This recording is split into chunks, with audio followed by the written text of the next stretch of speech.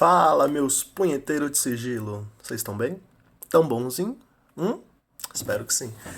Hoje, mais uma vez, vocês pediram, então vai ter, né? Eu vou contar pra vocês um pouco mais da minha experiência, né?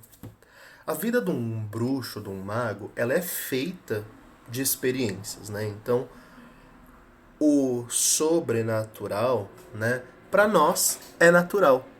Isso porque desde sempre, né, todos os nossos atos, desde o mais simples ao mais elevado, místico, né, ele sempre está permeado de sinais, de congruências, né? Então, o que parece pouco natural para uns, para nós é natural, né? E hoje eu vou falar do não ia falar isso, mas vou falar, né? A primeira vez que eu tive contato com espíritos. Sim, eu vejo espíritos desde pequeno. E não, eu não sou esquizofrênico, comprovadamente, né? Já fui, inclusive, né, mandado pro psiquiatra e tudo mais por conta disso. Por quê? Quando eu era pequeno, por volta dos meus 4, 5 anos, foi onde eu tive a primeira manifestação muito palpável de ver o que os outros não viam, né? E de forma congruente, não de forma obsessiva, compulsiva e nem indicativa de sinais esquizofrênicos, né? Entretanto, né, eu era muito pequeno e eu não sabia discernir o que era uma visão do que era real, né? Então eu via o espírito, né, ali, ou a presença daquela entidade, e eu achava que era uma pessoa normal. E, para piorar, a primeira vez que isso aconteceu foi no falecimento da minha avó. Sim, foi pesado. Eu tinha 5 anos, né, e a minha avó materna faleceu. Ela veio a falecer, ela tinha por volta dos seus 70 e poucos anos, né? E a minha avó, só contando por cima, ela tinha alguns hábitos, né, muito tradicionais, né? Então ela se costumava sempre se fechar no quarto dela para rezar o terço, para fazer as orações dela. E era algo habitual que ela fazia todos os dias. E eu, pequeno, sempre tinha o costume de ir e tentar interromper, né? Sempre tinha curiosidade de saber o que estava acontecendo. E quando ela faleceu, né, eu não soube, pra mim, não, eu via todo mundo chorando, mas eu não entendia. E as pessoas não tinham o costume, né, de falar para crianças sobre falecimento, sobre morte. Então, meio que disfarçavam o luto de uma forma de, ah, a vovó foi morar não sei aonde e tal, e dava uma amenizada na situação. E deu ruim. Por que deu ruim? Porque aconteceu que um dia depois do enterro dela, algo assim, eu lembro que minha mãe estava muito depressiva, muito chorosa, né? Normal. E toda a minha família estava meio de luto, né? Num clima bem pesado. E eu brincando, sem entender nada. Por quê? Porque eu vi a minha avó andando pela casa de forma mais séria, mais serena, porém continuava sendo ela, né? E o bizarro é que eu lembro como se fosse hoje, até me arrepio, mas eu lembro como se fosse hoje que ela chegava, eu tava brincando no quintal, aqui em casa nós temos um quintal bem grande, né? E ela aparecia e ficava me olhando de longe, serena. E minha avó não era disso, minha avó era uma mulher muito ativa. Ela sempre estava na cozinha, ela sempre estava fazendo alguma coisa, né? A única hora que ela parava era a hora que ela ia rezar, né? E ela tava parada ali me olhando. E eu continuava brincando como se não fosse nada. E eu conversava com ela.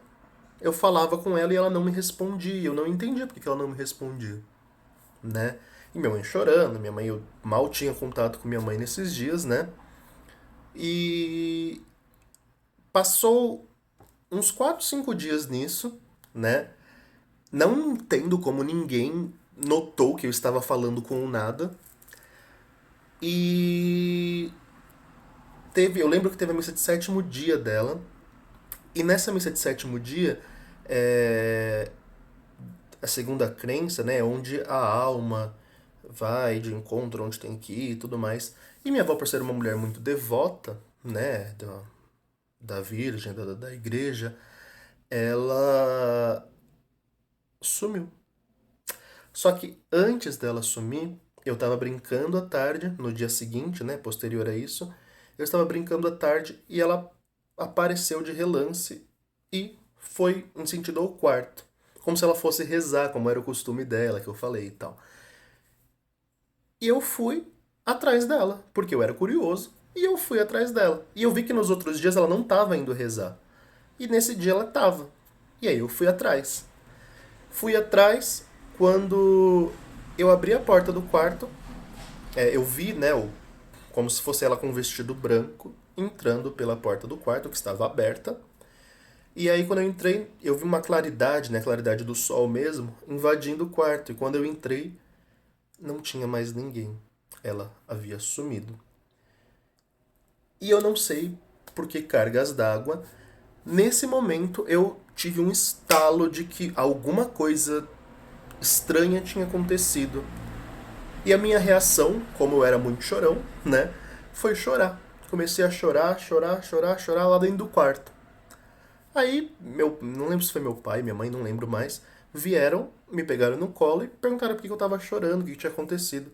E eu falei que a vovó tinha ido embora. Do nada, absolutamente do nada, eles olharam como assim foi embora, né? Porque eles estavam disfarçando de mim. E eu falei que uma luz veio e levou a vovó. E aí deu ruim, porque todo mundo começou a chorar, foi aquela coisa, né? E foi isso, né? Então eu acabei tendo o meu primeiro contato que eu me lembro, né, que eu me recordo, foi esse, né? E desde então, a minha mente, mesmo eu sendo muito pequeno, entendeu que tinha coisas que eu era capaz de enxergar que outras pessoas não eram capazes de enxergar. E isso me acompanhou, né? Entretanto, dos meus 7 a 12 anos, 13 anos, a coisa foi parando. Quando eu completei 13 anos ali, vai, eu ia falar 12, mas eu não tenho tanta certeza de datas, né? Já tô ficando velho. Mas quando eu completei meus 13 anos ali, a coisa voltou com muita intensidade e segue até hoje, né? Como que eu sei que eu não sou um esquizofrênico? Você, que vê espírito, que tem uns dons mediúnicos muito doido. Como você sabe que você não é esquizofrênico? Hum? A minha forma de saber, de lidar com isso, primeiro que eu fui levado pro psicólogo, pro psiquiatra, porque quando eu era adolescente eu tive momentos muito conturbados na minha vida, por ser gay, me descobri muito novo, por ser mais adiantado em muitas coisas e diferenciado do que o padrão. Eu já mexia com magia, com bruxaria desde muito novo, né? Então me levaram para psicólogo, para psiquiatra, para exorcista, para tudo quanto é coisa que você imagina. E foi aí que eu tive laudos de que eu era uma criança normal, não tinha nada e tudo mais, né? Entretanto, a forma que eu faço, né, para saber que eu não estou ficando doido, surtado, porque até hoje eu sou muito, entre aspas, cético, no sentido de desconfiar daquilo que eu vejo, ou sinto, ou percebo que sei que não é totalmente natural para todos, né? E a forma que eu faço isso é sempre comprovando, né? Então é muito comum quando eu tô com alguém e vejo alguma coisa perto da pessoa, encostado com a pessoa, falar, olha, fulano, ciclano, ciclano, isso, aquilo. E aí a pessoa me... É incrível.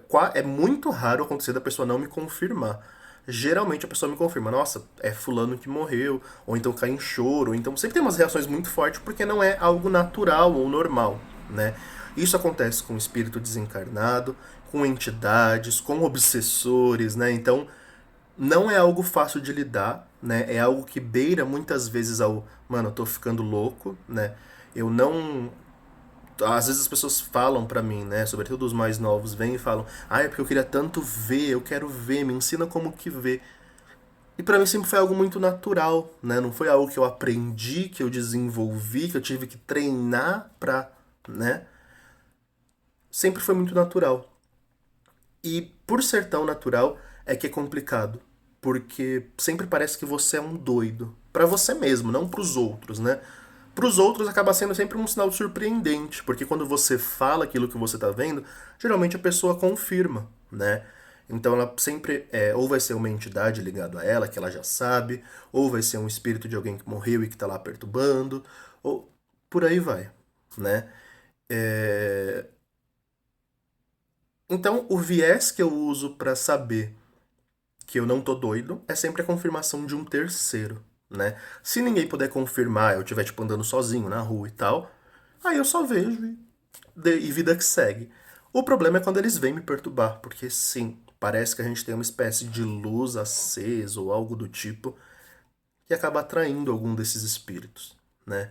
Então aí sim eu tive que desenvolver técnicas de banimento, de encaminhamento para luz, né? A minha devoção a Hecate muito se deve a isso também, porque ela é chamada de Anassa Eneroi, né? A rainha dos mortos, então ela encaminha as almas, é um psicopompo, né, que a gente chama. E, enfim, desde então eu comecei a ver e lidar com espíritos, e isso é até hoje.